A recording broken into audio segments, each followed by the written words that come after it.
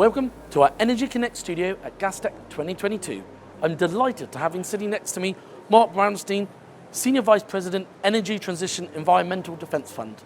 Thank you so much for joining me on day 2 of Gastech. Great to be here. I wanted to start off to, do you feel the topic of methane, zero emissions is finally getting the attention it needs? Well, it really has been a journey for this industry. When we started working on this issue over a decade ago, there was not an appreciation for just how powerful methane is as a climate pollutant, and many in industry thought that there wasn't an issue. And in fact, it was only when we started to go out and do actual field studies, get the data from facilities, that we were able to show the industry that in fact there was an issue here. And I'm very pleased now to see a number of leading companies begin to really tackle it. Yeah, and good for the audience to hear a bit more about what EDF is actually doing then in sort of, in the energy sphere. Well, first of all, for many people may not know Environmental Defense Fund, we are a global environmental organization, over 50 years old. We have substantial offices in the United States, in China, in Europe, in India, but we do work all over the world. And what characterizes EDF is that we bring science and economics and a tradition of partnering with industry to solving the world's most pressing environmental problems. And of course, climate change, there's no greater problem. And what do you think can be done or can be helped to bringing the energy industry together to meet decarbonisation goals that have been set from countries but also by companies? Well, I think the first step is to do everything possible to clean up the industry as we know it today. Okay. So again, methane emissions drive over a quarter of the warming our planet is experiencing right now. This is an incredible climate pollutant, but it's also an incredible waste of a product. Yeah. So job one for this industry really needs to be getting after methane emissions and achieving near zero pollution. But beyond that, there is really a need to begin to transition away from oil and gas dependence. And that involves increased electrification of transportation and energy in buildings, increased deployment of renewable energy for sure, but it also means new fuels, hydrogen-based fuels, ammonia-based fuels, derived sustainably. All of these are going to be part of the solution. And obviously, we're here at Gastech, but gas is going to remain an important clean energy fuel of choice. But in your opinion, how much of a role should it play in the road to net zero? Well, there's no credible analysis that's been done that suggests that we can achieve the goals of the Paris Agreement and continue to use oil and gas at today's levels. So we know as a practical matter, if the world is going to achieve its climate ambitions, we're going to use less oil and gas. But that doesn't necessarily mean we're going to use zero oil and gas, but we are going to use less. And so it really comes down to how well do we and how quickly do we deploy these other alternatives, clean electricity, electric transportation, high efficiency heat pumps and the like, in combination with clean fuels derived from green hydrogen or green ammonia and the like.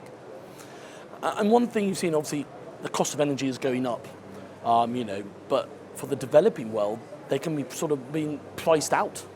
So where do you think the energy industry has to look at, energy poverty, which I know you're talking at one of your panels later? Yeah, for sure. First of all, let's be clear, right, that the climate crisis imposes huge costs on all societies, but in particular the poorest societies. Some of the communities that suffer worst from flooding and drought are the ones that are least able and have the least economic resources to be able to respond. So the climate crisis is itself a cause of tremendous suffering and poverty. But as we transition to a cleaner energy future, we need to make sure that these options are available to everybody. Energy poverty isn't something new, it's been with us for a while.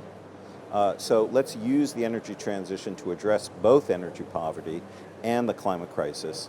The good news is that many of these options wind and solar and the like, actually are cheaper than many of the conventional alternatives that we've relied on in the past. So I'm pretty confident that we can do both. That's good. And obviously we're coming up to the tail end of 2022.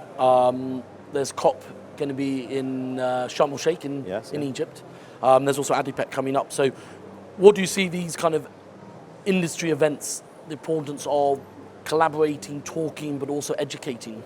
Well, I'm particularly excited by the fact that at ADIPEC this year, for the first time ever, there will actually be a decarbonization zone inside the conference. Right, so for your audience, they may not realize this is the world's largest oil and gas conference.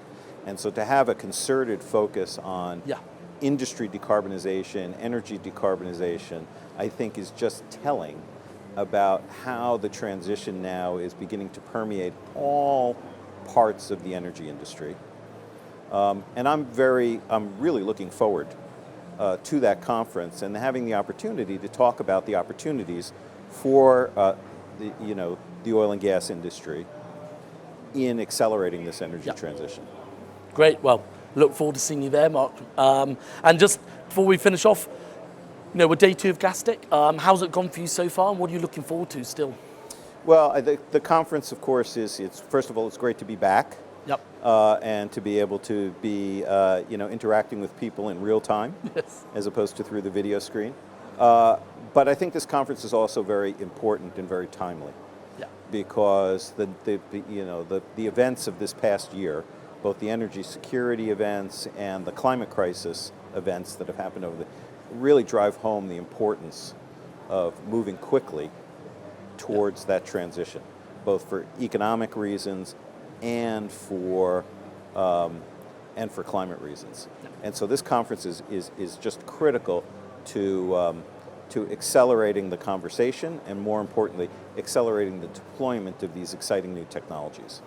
Absolutely. Well, look forward to having good last few days of Gastech, and just appreciate you coming by our Energy Connect studio. Thanks a lot, Mark. Well, thanks for having me.